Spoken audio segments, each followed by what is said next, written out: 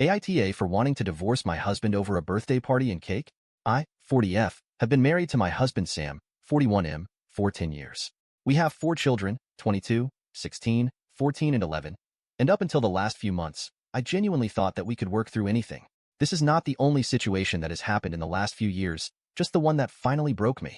I recently had a birthday and Sam planned a surprise birthday party for me. He spilled the beans to me 3 days before the party, and I thought it was adorable that he was so excited about the party that he couldn't contain himself.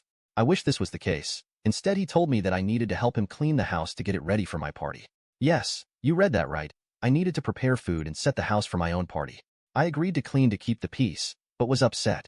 The day of the party quickly came, and I was devastated to learn that he didn't invite most of my friends or family. He claimed that he didn't know how to contact them. The final straw came when he carried out a cake in a flavor that he loved. Nothing that I would ever choose for myself. I barely managed to keep it in and cried in the bathroom after everyone left. I feel like an afterthought and hated listening to everyone compliment him for throwing me a party. I work 2 jobs, take care of the kids, do all of the meal planning, grocery shopping, and most of the housework. I am exhausted and just wanted to feel appreciated for a day. AITA for considering divorce because I feel he doesn't care. I just can't imagine throwing away 10 years of marriage, but I feel broken. Now on to the next story. Story 2. AITA for telling it my sister she got what SE deserved after our older brother beat and choked her. The title sounds bad, but here's the context. 8 months ago, our oldest brother, 28M, was jumped from behind and stabbed 13 times and cut up by 3 men after he left a grocery store on his way home from work. He nearly didn't make it and spent 4 months in and out the hospital. They stole his phone, wallet, everything he had on him, and took the car as well, skipping all the legal stuff. So far, only one of the men responsible has been caught when he tried to pawn some of my brother's things. After my brother got discharged from the hospital, he moved back in with our parents. All 3 of us kids are living with our parents at the moment. My sister is 20F, I'm 21M, and obviously my brother 28M.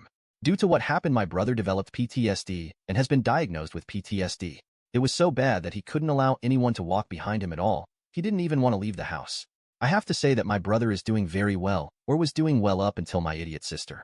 He is going to therapy, no problem taking his meds, and like I said, he has been doing very well to the point that he doesn't completely freak out when someone is behind him, and he has been able to leave the house.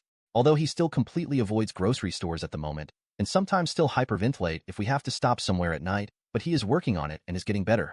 I have to give it to his therapist, that lady is amazing. She has even helped the family and his girlfriend understand better, and giving us the knowledge and tools to assist my brother better. This is what happened. A little more than a week ago, my brother came home around 8 p.m. after visiting his girlfriend. My idiot sister thought it would be a good idea to hide behind the front door in the dark and jump on my brother from behind when he entered the house. I didn't witness everything, and I have pieced everything together from what I did see and what I was told. My brother freaked out and slammed my sister against the wall, choking her, and punched her repeatedly. I don't know how many times he punched her, but my sister has a broken nose, busted eye socket, swollen face, and some brushed ribs. All we hear that night was screaming, and me and our dad running downstairs seeing my brother having my sister against the wall choking her. I only saw 2 punches out of all the punches. It took me and my dad to restrain my brother and get him to calm down. My sister is currently looking like a red balloon. She was taken to the hospital, nothing more serious other than the injuries said above. I don't know if there will be any legal troubles for my brother, but nothing has happened so far. We all gave our statements. Even my brother, but he doesn't remember much. He remembers walking into the house and then blank. According to one of the police officers, they don't believe charges will be filed but will be in touch. My brother has been holed up in his room since last week after the incident, only leaving for necessities. All the progress he has made over the last couple of months seems to just be completely gone. He is basically the same as he was the day he left the hospital. I overheard my sister in our living room this morning on the phone. I don't know who she was talking to, but all I could hear from my sister is her complaining about being hurt. I understand, but I got pissed off when she called our brother a monster. That is when I told her she got what she deserved, and she should be glad that we were there to actually help, because things could have been a lot worse because of her idiocy. She caused her own pain. She caused our brother to relive something that almost took his life, and she is complaining and calling him a monster. I told her the only monster I see was her for even thinking that what she did to our brother after she knows what he went through is okay to do, and then actually do it. I just shouted she should not expect any sympathy from anyone in the family after the shit she pulled, and she is lucky our parents haven't kicked her ass out of it yet.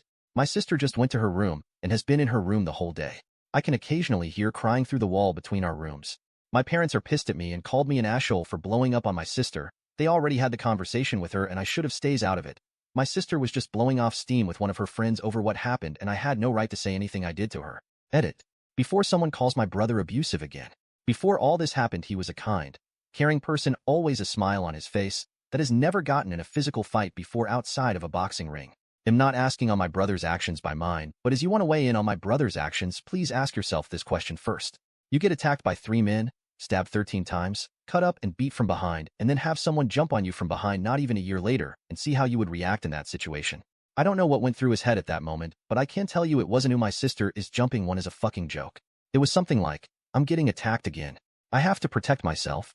Thank you everyone who subscribed me and like my videos.